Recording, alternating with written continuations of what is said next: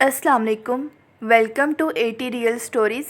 आपको मेरे चैनल पर देखने को मिलेंगी पुरानी दास्तानें, सच्चे वाक़यात, हकीकी ज़िंदगी पर मबनी सच्ची कहानियाँ और दिलचस्प किस्से देखने के लिए आप मेरे चैनल को कर दें सब्सक्राइब और साथ दिए गए बेल आइकन को लाजमी प्रेस करें ताकि आपको मेरी आने वाली हर न्यू वीडियो वक्त पर मिल सके। जज़ाकल्लाह। आज मैं आपको सुनाने जा रही हूँ एक बहुत ही दिलचस्प, चालाक चोर और मलका नूरुल ज़मा का किस्सा। तो आइए बिना टाइम वेस्ट किए अपनी स्टोरी को स्टार्ट करते हैं। एक ज़माने की बात है, मशरिक़ के एक दूर दराज मुल्क में एक नहायत हसीन और ज़हीन मलका नूरुल ज़मा हुक्मरानी किया करती थीं।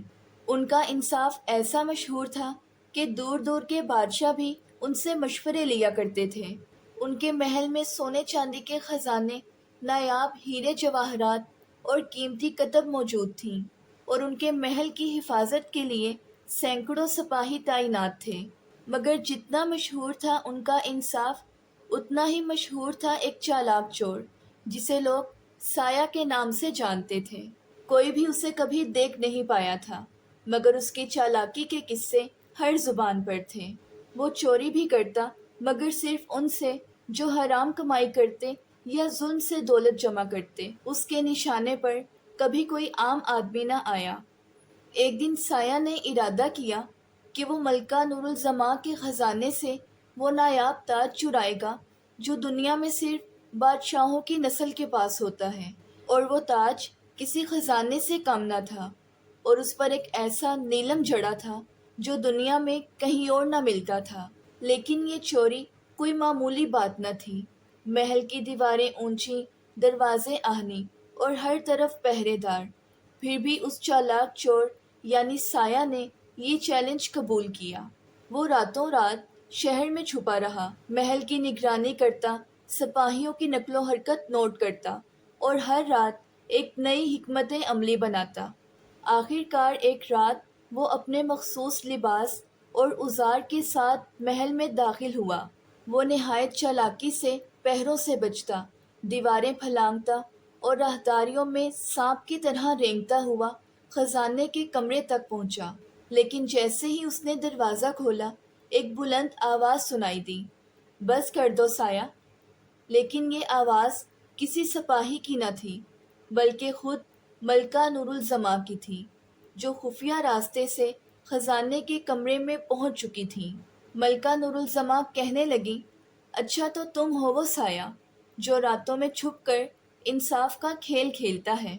वो चालाक चोर यानी साया जो पहली बार किसी के हाथ लगा था, हैरत से बोला, मलका, मैं तो सिर्फ जालिमों से लेता हूँ।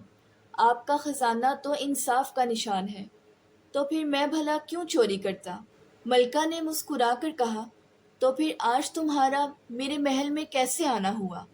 साया खामोश रहा, फिर बोला, शायद मैं अपने आप को आजमाने आया था, या शायद इसलिए कि मेरे दिल में ये जानने की ख्वाहिश थी कि मलका वाकई इतनी ज़हीन है जितना मैंने सुना है।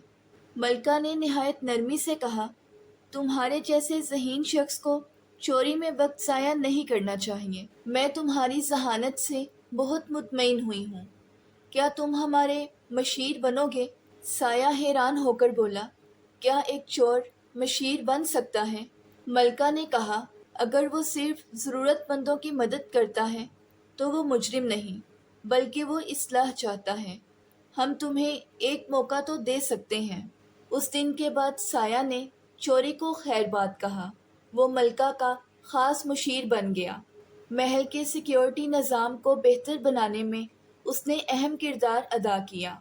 उसने ऐसे मंसूबे बनाए कि फिर कभी कोई चोर खजाने के पास तक न पहुंच सका। लोग आज भी कहते हैं कि अगरचे साया अब चोरी नहीं करता, मगर आज भी वो रातों में शहर के गली कूचों में दिखाई देता है, चोरी के लिए नहीं, बल्कि इंसाफ की निगहबानी के लिए। अगर आपको मेरी आज की ये स्टोरी पसंद आई है तो वीडियो को लाइक और चैनल को सब्सक्राइब करना मत भूलिएगा। मिलते हैं नेक्स्ट वीडियो में, तब तक के लिए अल्लाह हाफिज़।